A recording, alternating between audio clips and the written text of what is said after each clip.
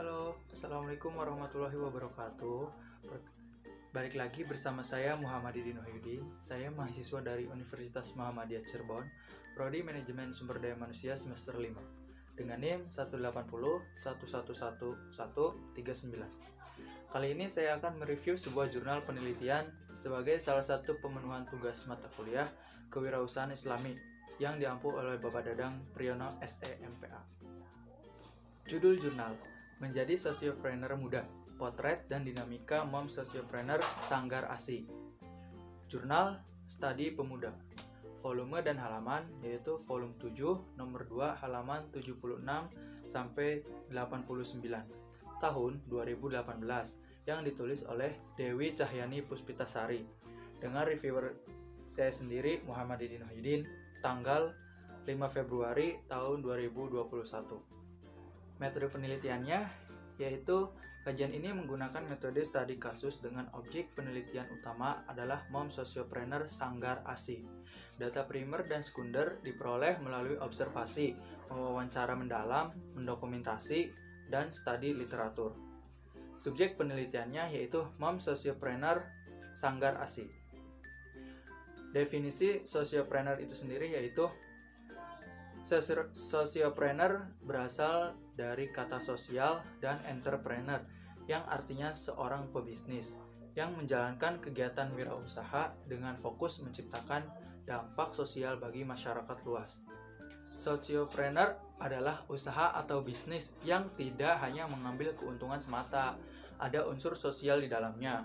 Usaha yang tidak bertujuan untuk memperkaya diri sendiri ini berkontribusi dalam kesejahteraan banyak orang.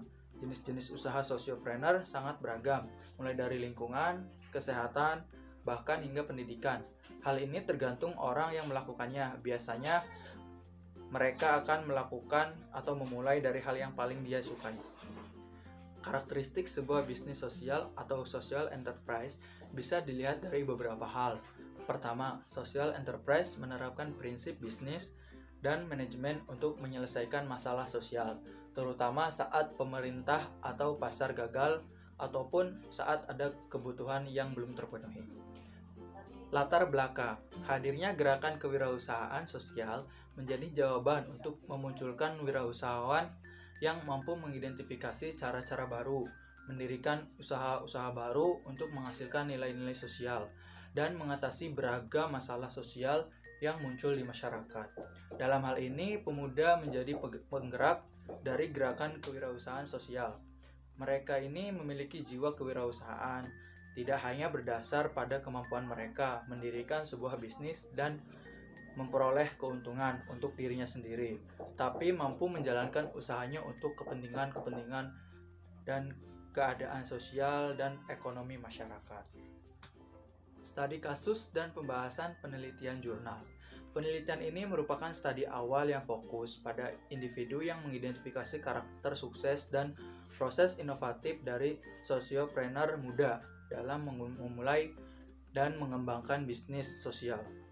Pendapat dari White and Wine yaitu anak muda bernegosiasi dengan kehidupan mereka, masa depan mereka, dan apa yang mereka lakukan dalam konteks sosial, politik, dan ekonomi, kemudian bukan sekedar sebagai suatu kriteria biologis yang membedakan kelompok berdasarkan usia atau umur kuantitatif, melainkan juga merupakan konstruksi sosial budaya yang bersifat dinamis. Kemudian, mengidentifikasi sumber daya pengusaha akan membantu untuk menghubungkan kompetensi dan kemampuan kinerja suatu usaha.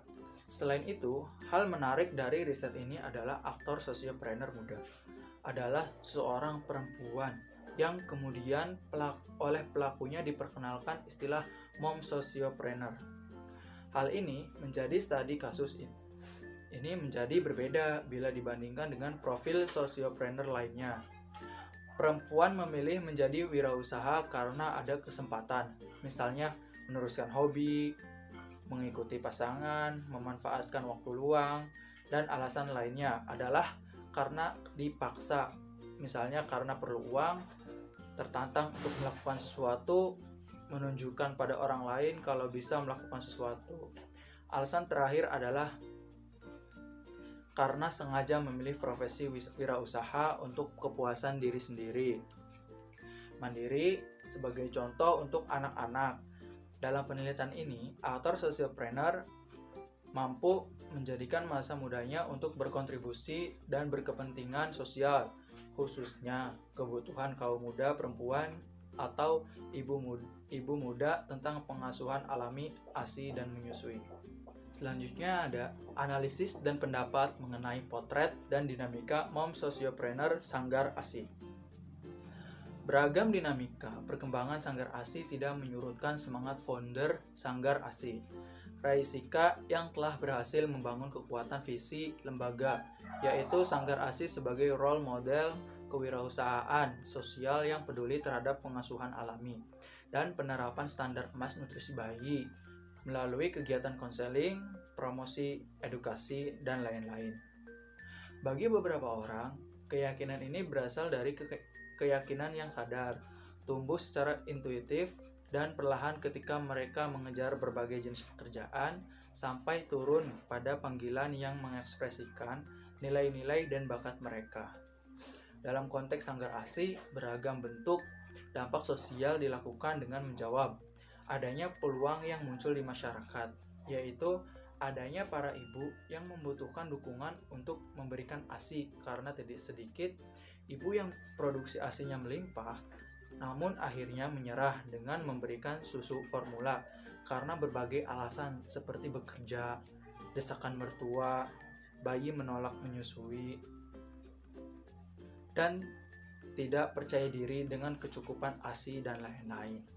Dari sini, Sanggar ASI memberikan layanan konseling menyusui, memberikan informasi yang benar dan relevan, serta support sistem terpadu.